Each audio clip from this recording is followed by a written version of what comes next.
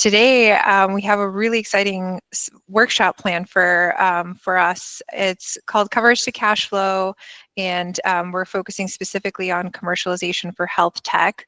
And Megan and I have been in the space for over almost two decades. And so I spend my whole career in health insurance. And so my perspective comes from reimbursement and really scaling health tech. And also my perspective comes from the buyer side. So I have worked at Optum, United Health Group, and consulted for multiple health plans, really on innovation strategy, business development type roles. And so I'm very familiar with what it takes for a health plan to assess, purchase, and or forge a vendor relationship with a health tech company. And then Megan, tell us a little bit about yourself. Awesome. Thanks, guys. Hi, Megan Doberstein with Ignite MedTech. And yes, I've been in MedTech for 10 plus years, more on the commercial side than anything, and did both upstream and downstream marketing at some of the bigger companies here in the Twin Cities. But originally started my career in consumer goods, so was in sales in the consumer goods side of things, in food marketing to be exact. So I pull from both of those experiences because, as we know, health tech and med tech are becoming more and more consumer driven and more patient driven, and so that experience kind of helps out down the road here. So yeah. So the agenda for today is we're going to set the stage, and one bone that we have to pick with Megan is that so many founders really focus just on product development and forget about all the other pieces of the equation that it takes to commercialize a technology. And so everything that we do at Akros and at Ignite is focused on practical, tactical, tangible steps of how do you take a technology to market. And so we'll introduce you to an alternative framework that does include an account for all those pieces, including marketing, reimbursement, value prop, design, customer discovery, and some of those tactical pieces beyond just the technology development. And then we'll also cover a few case studies of actual clients that we've taken through this process, and then the outcomes that resulted in. So without further ado, Megan. all right, thank you. Okay, so most of you probably know this, right? Have you seen this product development process? If you're an engineer, any technical background, you know sort of what bringing a new product to light really means. And this is sort of like your Bible, right? Like a lot of big companies or some form of this product development process, right? We take a concept and we bring it all the way through to post-launch. And this is really following the rules from an FDA standpoint, from a quality standpoint, from a reg standpoint. And what sort of the lens we want to take here is that we also want to think about commercialization and payment of our product and how this product is going to be purchased and who's buying it at the start, right? So I think when I started in med tech and health tech in 2013, and maybe even a little bit earlier, a lot of startups would just rely on doing product innovation really well, right? So we just thought about the concept and do we have all the right inputs to our product? Is it doing what we want it to do at the end? Will we get the clinical data we need? But I think today in 2025, it's just not enough to have a great, awesome product. We also have to have concepts or understanding around who's going to pay for it. Do we have the right codes? Are we fitting in with the workflow? Do we really understand what the value is in both an economic standpoint and an emotional standpoint? And what is the real value of our product? And so we want to start thinking about that really early in our development phase. And so we're going to talk about how we interweave concepts of commercialization into all of these product development processes. So at each stage, we're going to be thinking about commercialization, and the companies that exit really well and the companies that go past this commercialization phase are the ones that are thinking about this at the early stages, right? And how are they working it into their process and their workflow and their organization early. So you can go to the next slide here. Yeah, and just a quick note on this. When Megan and I got together, I think we ultimately arrived at the conclusion that given our current given the current investment landscape and just given there's so many processes that have fused together, and also with the uptake in AI, now teams have been asked to really the staging has really kind of fused, integrated, shortened. Everything is going a lot more, a lot faster.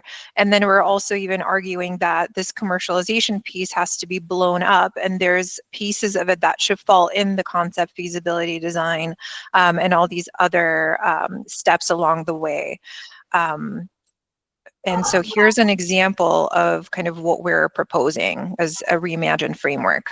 Yep. And so I think even, companies, bigger companies tend to think of this product development life cycle, right? And then they also sometimes run a line alongside of it, right, of the commercialization pieces of it and like this upstream, downstream marketing side of things.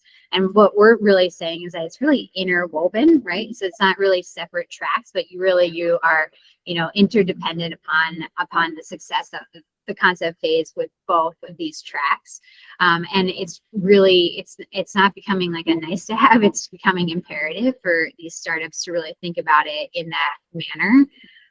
And so we sort of broke it up into these bigger chunks. So this product concept and market analysis piece, this market readiness and launch execution side of things, and then lastly, this post-launch growth and lifestyle management.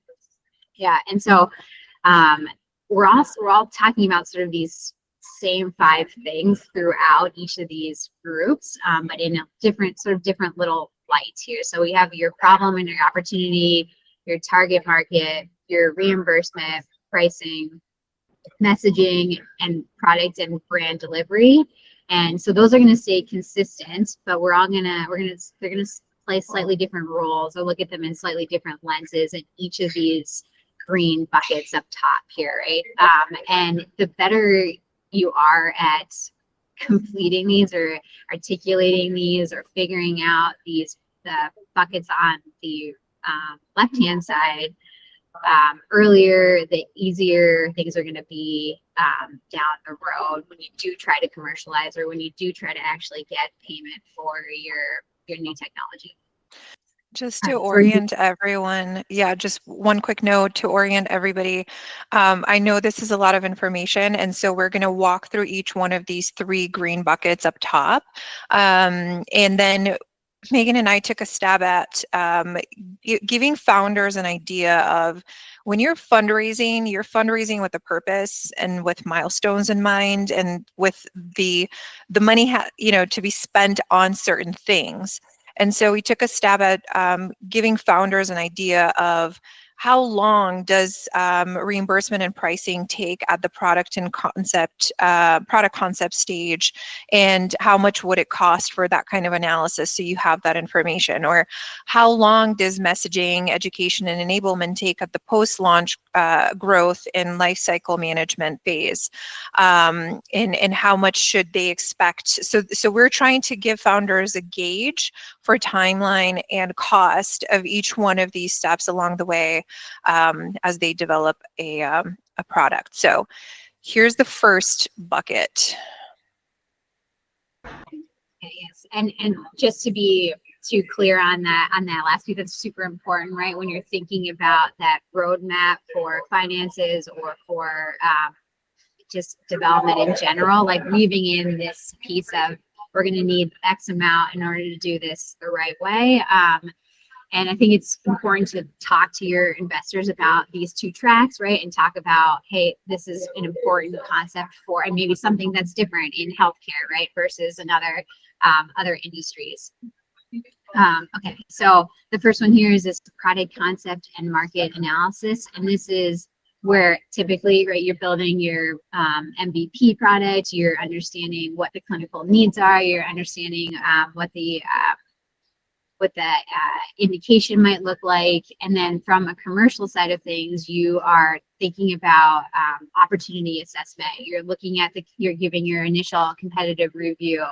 What is your KOL plan? I think a lot of teams will gather the KOLs in order to get inputs on their product concept, but also we should start thinking about how these KOLs will help us build a community of other physicians and other KOLs 5 years from now, right? So are these the guys that are going to be able to stand up on podium and talk about key issues? Are they going to be the ones who are going to stand behind us, at the end of the road, and not just give instructions on a new innovation, right? We want to start building our initial claims matrix. A lot of times people are like, well, like we don't know yet. Like we don't know what the data is going to give back, and we want to sort of re-engineer that, right? You want to reverse that process where you should be heading into your clinical trials with an understanding of what you want to get out, not just from a product performance standpoint, but also from a pricing standpoint, from a patient standpoint, right? Like, what are they going to get out of it? What are the claims we want to make in our marketing materials before we go to clinical? Reimbursement, obviously, we want to talk more about like the workflows. Is there any real world studies we can be doing now? Is there any bench data that we want to sort of start promoting and getting the reimbursement and the pricing side of things started? Messaging, we talk about value prop is not only the value prop in the sense of jobs to be done, right? I think a lot of people are familiar with that concept of like we're getting the inputs ready to put into our engineering side of things and to get into the concept of the product, but we also want to talk about value proposition as far as what is the value for our end user, what's the value for our physicians from an emotional standpoint, from a financial standpoint. So what are the things that they're going to need to be able to sell the product into their hospital administration? What's going to make them pick up your product versus another product, right? So not just the functional aspects of your product, but the more emotional side of the product and what problem it really solves. And then problem statement is also woven into the value prop, I'd say, and then the workflow fit. So doing more work ahead of time on not only just like the key features and benefits of your product, but does the technician need help? Does the IT group understand where this fits in? Does the buyers understand why this is important? So starting to think about the workflow from the on the table side of thing, but also from workflow, from purchasing, product procurement, and where does this fit in? Yeah, where is the biggest pain point? I think this reminds me of, I love working with my with my hardcore tech founders and folks who don't really understand or know or have exposure to the business of healthcare. And this is a big piece because in healthcare, unlike in other industries, you have so many players and the user is different typically than the buyer. And it's not even just one buyer. Typically, there is a whole buying committee that makes a purchase decision. And so if you just focus on the user and developing and designing something, you can spend hundreds of thousands of dollars on developing a fantastic tech that then simply the system rejects because it's not aligned with their incentives and perspectives. And I've seen that happen time and time again. So it is important while you're at the product concept stage to do some of this research and analysis. And again, just really understand who buys, who are you going to be selling to, so that you are also designing with them in mind. Yes. And these things are not in a box too, right? We'll see here, like as we go through these, that you'll be revisiting these things, right? Things are changing. This may take you, 2 years or 5 years to come to market, and so things are going to be evaluated, changing within the healthcare system, and so we're also going to be evaluating and changing and updating some of these things. It's just starting early is like the key piece of it, because you'll kind of knock out some of the early problems that you might have, down the road earlier.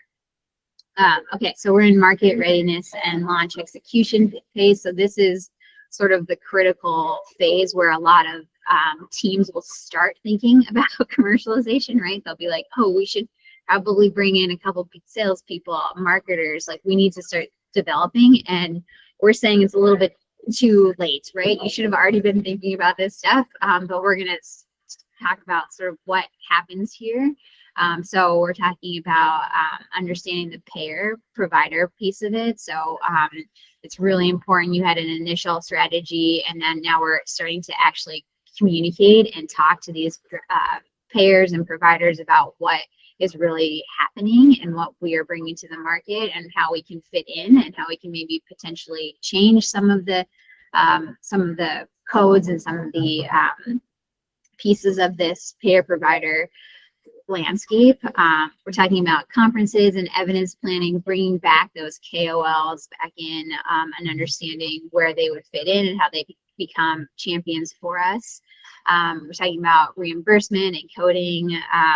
I'll let Demi take these two a little bit more in depth. And then from a messaging and sales standpoint, starting really early and doing some preliminary work of like, if we have this device approved, like what would it look like for us to get into the system, to get into the buying process early, to start talking about the data that we can collect through the clinical trial now that would help us finalize the deal down the road. And then operations is the marketing communications, the data dissemination, all of this stuff is starting a little bit earlier. So it's more than just a brochure, right? If you have a brochure and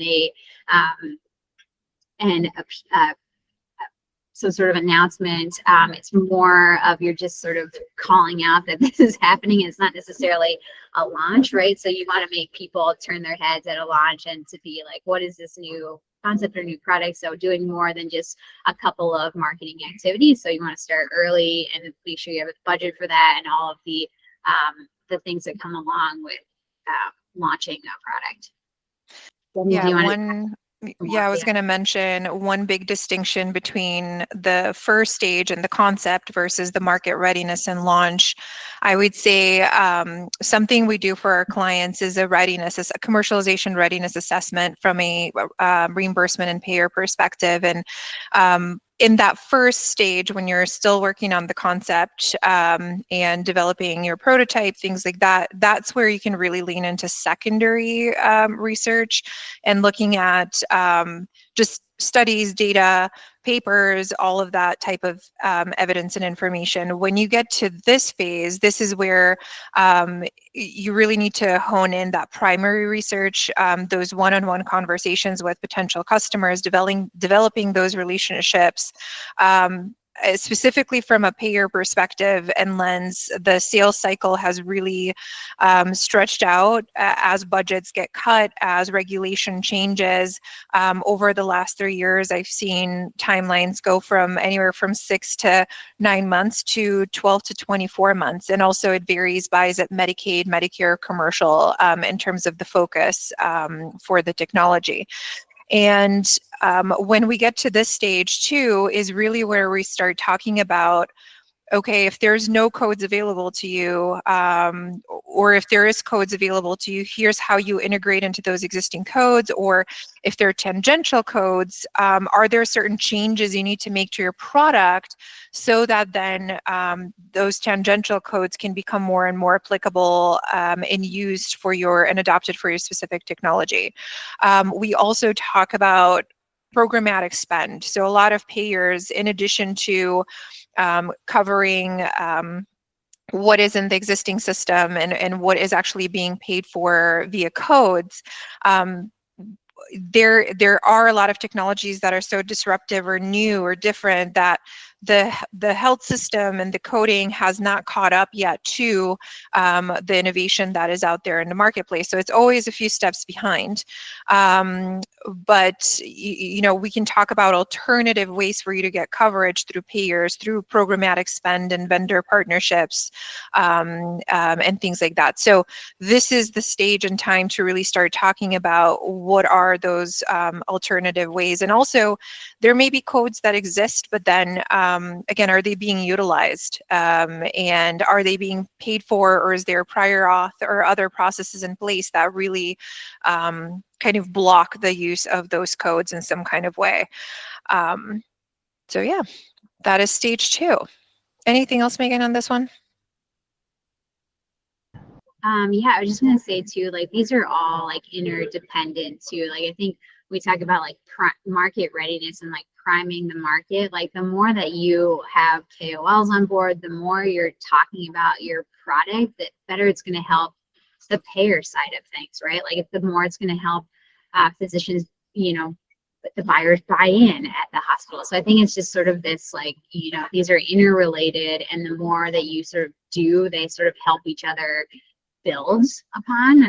And so I think just that market readiness or that market priming usually is people are hesitant to start it before FDA approval, but I think there are things that you can do without breaking any other rules, right? To start priming the market earlier. I have a question quickly on this, if I may. Okay. Oh. And so Yeah.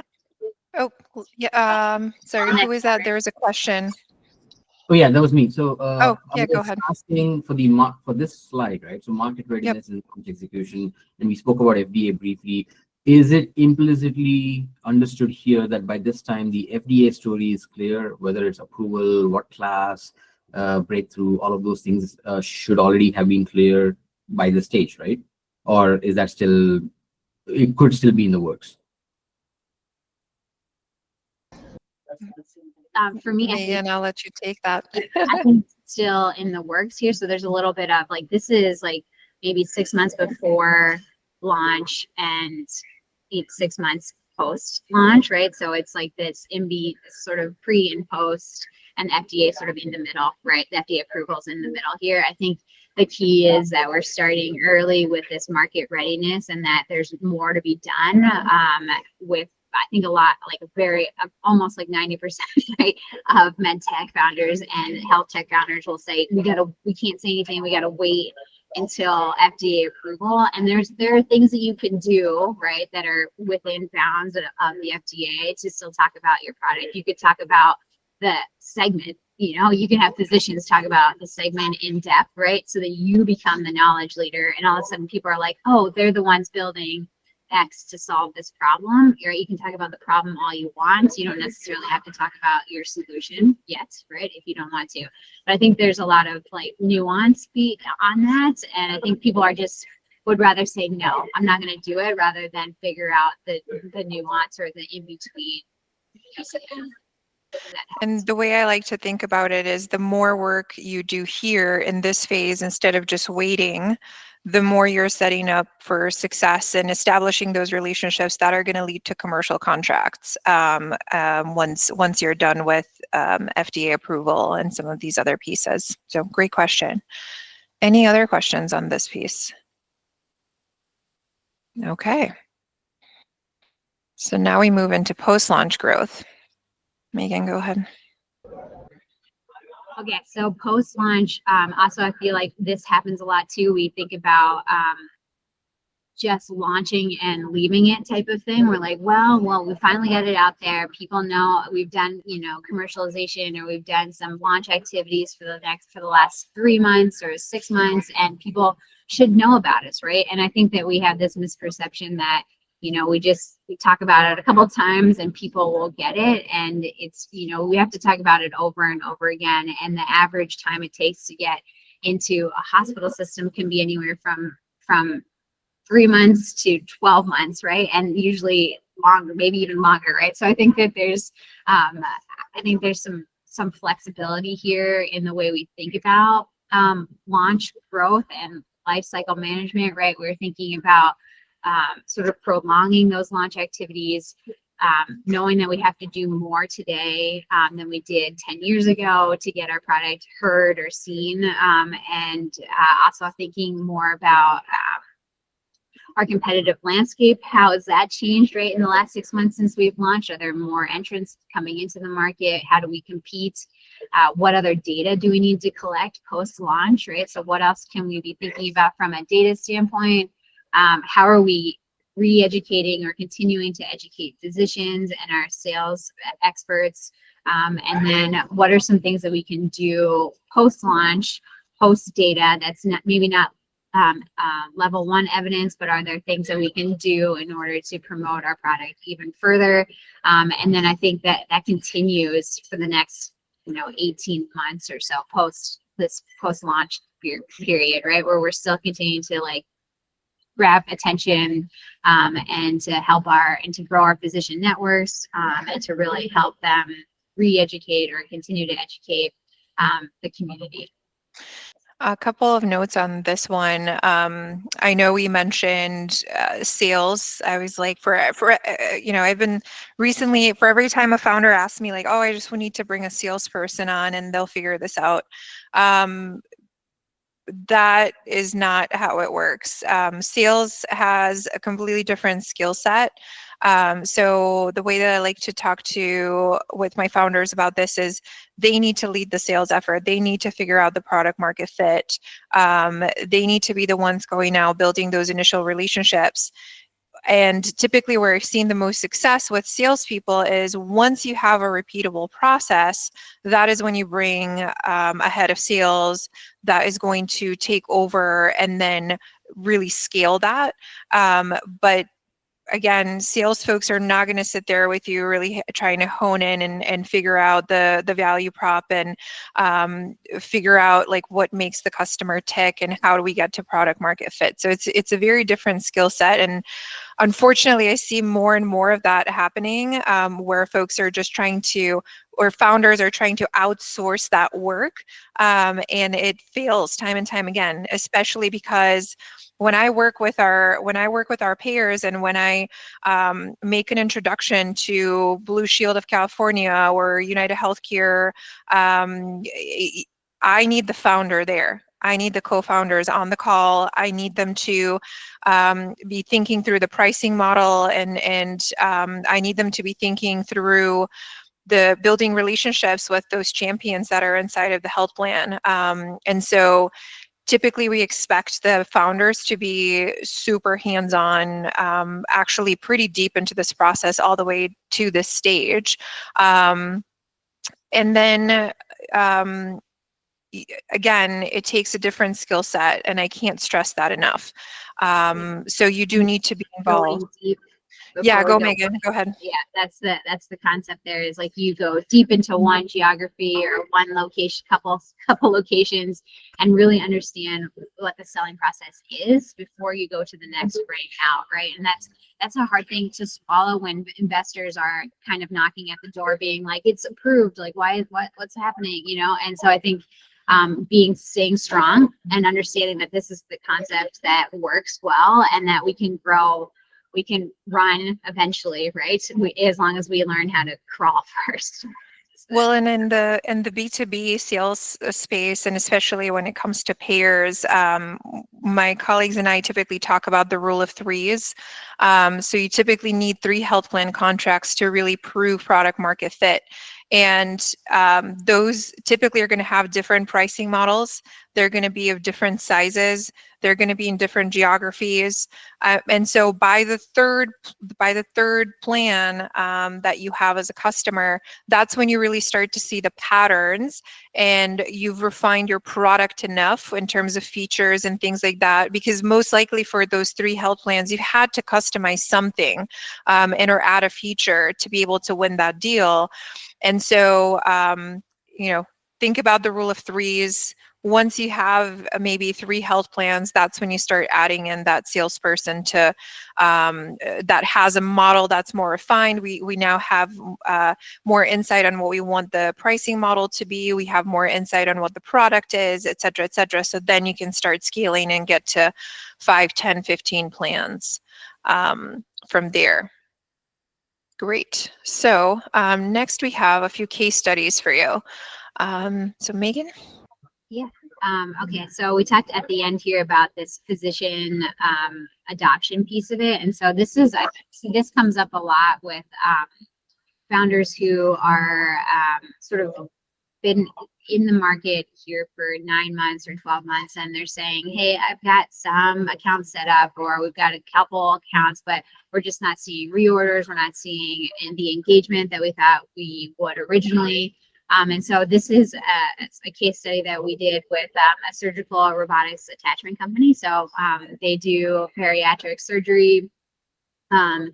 And we all know that that market is sort of on the decline. So lots of outside challenges for this company. And so what we did was helping them sort of regain some energy in the space and sort of re-engage some physicians. And so we basically created these little networking hubs for KOL. So each region had a number of one KOL that sort of was the leader and sort of gathered a group of other leaders. So we made a platform basically to connect peer-to-peer collaboration, and had dinners at these regional hubs in order for them to basically build confidence and build a community. So it wasn't enough for us to say, hey, this product is great, why don't you try it?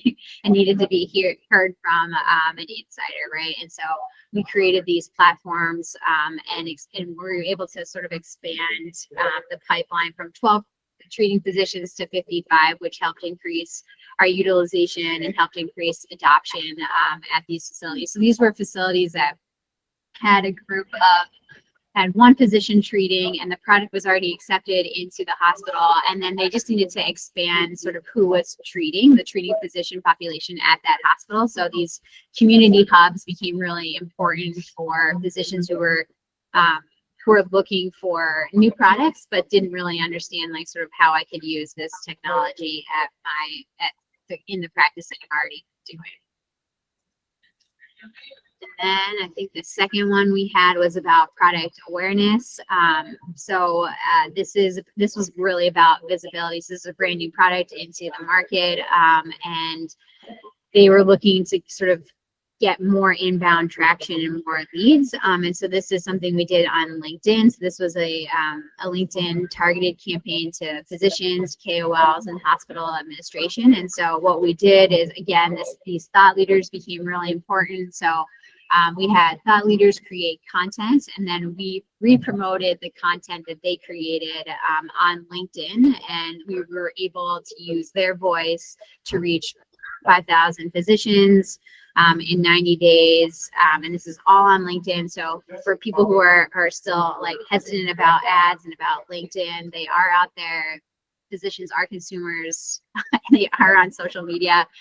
So thinking about this in a different way, we generated 105 plus qualified leads, and increased their revenue by 40% over a 6-month period. So we did a lot of work with the KOLs to create good content, but it was also their own voice and their own perception of the product. And so having that voice be carried out in an ad was really powerful for our audience. Yeah. And then for the economic and reimbursement side, so one of our clients has an awesome medtech device with really strong clinical promise. They really were they were creating a new category in these type of devices. And so they came to us really asking for us to help figure out how big is the market? Are we going to secure reimbursement? What should be our pricing within commercial Medicare, Medicaid? How do we appropriately price that product? And we even, introduced them to MACs and the role that MACs play in sort of reimbursement for different devices and how they're broken up by region. So there is an education component and really helping the founders understand how healthcare works. and the business of healthcare. And there's the component that then they're able to take all of our analysis and as part of their next fundraising round, and they're able to take this analysis and run with it when it comes to having conversations with clients. So we're able to help them really solidify that economic story, and linking the clinical benefits to the payer savings, and really help them get a perspective on the reimbursement roadmap, and how do you even begin thinking about reimbursement, who are the main decision makers in the landscape that you need to start educating about your product. And then again, all of this analysis helped with investor conversations and as well as customer payer discussions. Additionally, for a different client, they're in the personal injury space today, but they're interested in, and they've been very successful in personal injury. However, they're interested in building additional revenue sources. This is a Series D startup, so they're very mature. They're also international and now in the US. And so they're trying to figure out, okay, how do we expand our revenue sources? So we really focused on figuring out what are your additional buyers here in the US? Who do you want to target? And then we did an analysis of, okay, which buyer type is going to get us to the biggest scale and the biggest revenue, and who are we going to focus on so that we can get that early market traction and proof that then expands us into other buyers as well. So we helped guide them through sort of a buyer prioritization exercise, and then we also built in risk mitigation strategies. So what are contracting pieces that we have to build and put into space? And in the payer space, for example, we talk about having high trust, or SOC 2 is non-negotiable, especially when you're working with a national payer. And so you really need to build and build those expenses in, plan for those compliance reviews, and now we've been able to position them for conversations with TPAs, commercial health plans, and actually workers' comp has proven to be one of our initial traction kind of spaces in a natural transition from personal injury to workers' comp to then more of the health plan space. And so, yeah, we are really excited for our clients to just continue growing and building their tech out.